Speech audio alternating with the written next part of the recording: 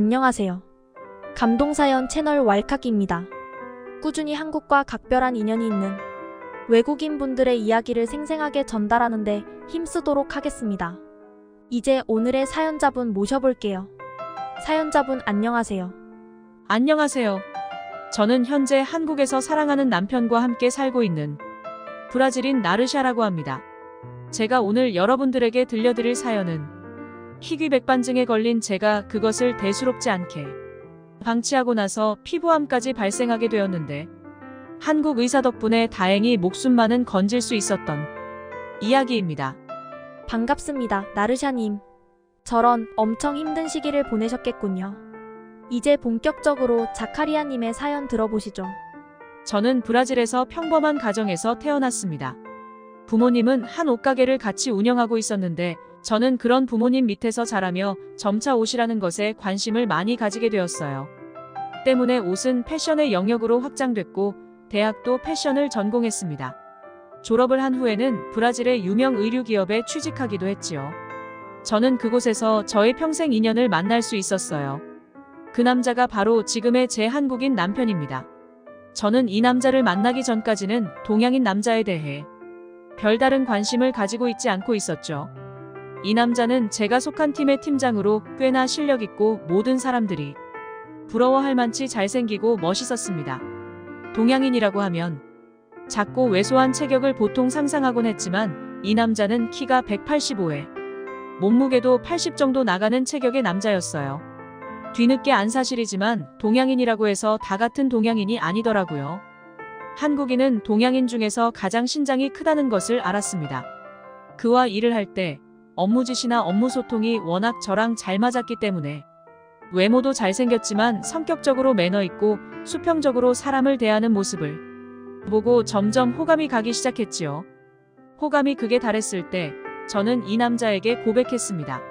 정말 다행히도 이 남자도 저에게 평소에 관심이 있었더군요. 그렇게 저희는 회사에서 유명한 사내 커플이 되었지요.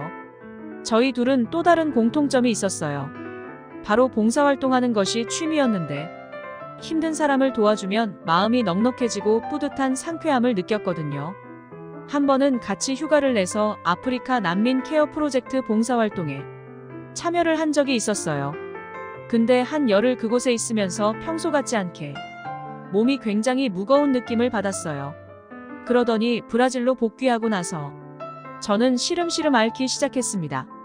이게 뭔가 싶었죠. 혹시 아프리카에서 이름 모를 병균이 옮았나 싶었죠. 온몸에 땀이란 땀은 다 배출되고 식욕은 아예 없었죠. 힘은 다 빠지고 브라질 복귀 후 한 3일을 출근할 수가 없었어요. 병원에 가도 제가 힘이 나지 않고 땀만 계속 흐르는 이유를 제대로 못 캐치하더라고요. 단순히 몸살 기운인 것 같다. 물을 많이 마시고 푹 잠을 자라라고만 말을 했어요. 근데 제 몸은 제가 알았습니다. 이건 단순한 몸살이 아닌 것 같았어요. 진짜 아프리카에서 무슨 일이 있었던 게 아닐까요? 아직까지 원인은 발견 못했었어요. 허나 원인은 없는데 결과가 참담했죠. 다행히 3일 후 몸살 기운은 사라졌습니다. 정상적인 생활이 다시 가능했죠. 하지만 2주 정도의 시간이 흘렀을까요? 제 몸에 이상한 흰색 반점들이 올라오는 겁니다. 저는 처음에는 대수롭지 않게 여겼는데 이 반점들이 점점 온몸에 조금씩 퍼지기 시작하는 거예요. 그 속도는 점차 빨라졌어요. 저는 사태의 심각성을 느끼고 빠르게 브라질에서 이름 있는 피부과를 찾아갔지요. 그런데 저는 청천벽력 같은 소리를 들었습니다. 제가 희귀백반증 피부병에 걸렸다는 거예요. 백반증이란 원인 모를 면역 이상으로 세균뿐만 아니라 정상세포, 멜라닌 세포까지 공격받아 피부 표면에 하얀 반점이 생기는 피부질환이며 전체 인구 중 0.5%에 나타나는 아주 희귀한 질환이라고 합니다. 멜라닌 세포가 죽어 멜라닌을 만들지 못해 피부가 하얗게 변하는 것이지요. 아직까지 정확한 원인은 발견되지 못했지만 유전적 원인도 있을 수 있다고 하더군요. 저는 직감적으로 알 수 있었어요. 얼마 전에 제가 고열에 온몸이 힘이 없어 3일간 드러누웠던 것이 면역체계가 무너져서 그랬던 것이고 그로 인해 백반증이라는 희귀 피부질환을 갖게 되었다는 것을요. 근데도 발병하게 되는 정확한 원인을 모르겠으니 속에서 천불이 나는 것입니다. 저런. 치료하는 방법은 있나요? 아시다시피 희귀 질환은 치료가 굉장히 어렵습니다. 정확한 원인을 모르기 때문이죠. 그래도 저와 남자친구는 이것을 치료할 수 있는 방도가 없을지 인터넷에 서칭도 많이 하고 희귀병과 관련된 인터넷 커뮤니티에 가입해서 관련 정보를 조사하기 시작했어요. 처음에 미국이나 싱가포르를 고민했습니다. 근데 미국은 건강보험 적용이 아예 안 되므로 비용이 어마무시하고 싱가포르라는 나라도 의료적으로 많이 발전된 나라지만 무턱대고 신뢰할 수는 없었습니다. 그렇게 조사만 하염없이 하다 보니 200반증 때문에 그런지는 모르겠지만 점차적으로 피부에 까만 점도 생기는 거예요. 그건 단순한 까만 점이 아니었습니다. 피부암이었어요. 저는 부모님과 남자친구 손을 잡고 병원에 갔을 때 피부암 진단을 듣던 순간을 잊지 못해요. 병원이 떠나갈 정도로 오열했죠. 인터넷 조사만 한다고 내 상태를 방치한 제 잘못도 있다는 죄책감도 들었답니다. 저는 회사를 그만둘 수밖에 없었고 외출을 하게 되면 자외선 때문에 백반증이 더 심해질 뿐더러 피부암도 악화된다는 의사의 얘기를 듣고 집 밖으로 나갈 수가 없었어요. 하루빨리 항암 치료와 이백반증을 치료해야 했지요. 브라질에서는 이 병을 치료하는 기술이 발달하지 못해 다른 나라를 빠르게 알아봐야 했어요. 그러던 중 희귀병 커뮤니티에서 발견한 소식이 있었습니다. 한국에서 저와 비슷한 백반증과 피부암을 둘 다 앓고 있는 환자를 치유하는 기술이 보유해 있으며 그것도 환자 맞춤형 치료로 구현이 되어 있다는 소식이었어요. 남자친구는 잘 다니고 있던 회사를 때려치고 자신의 나라인 한국에 가서 저희 병을 같이 힘내어 치료해보자고 하더군요. 저는 얼마나 감사한 줄 모르겠어요. 너와 결혼하지도 않은 이 남자가 이렇게 멋있는 남자였을 줄 몰랐지요. 그때 느꼈던 것 같아요. 죽는 한이 있더라도 이 남자 곁에 있어야겠다라는 결심을요. 그렇게 저희는 바로 한국으로 비행기를 타고 날아갔습니다. 브라질에 정말 멀리 떨어져 있더군요. 처음 밟았던 한국이라는 나라는 너무나 신기했어요. 맛난 음식과 편리한 교통, 브라질에는 부족한 풍부한 전통 문화, 그리고 온갖 첨단 기술, 그리고 가장 저한테 중요했던 최첨단 의료 시스템이었어요. 제가 찾아간 의사 선생님은 서울의 한 대학병원의 피부과 교수셨어요. 그녀는 지금 상태에서는 피부 노화가 엄청 빠르게 진행될 거라며 지금 바로 항암 치료와 백반증 치료를 병행해야 한다고 하더군요.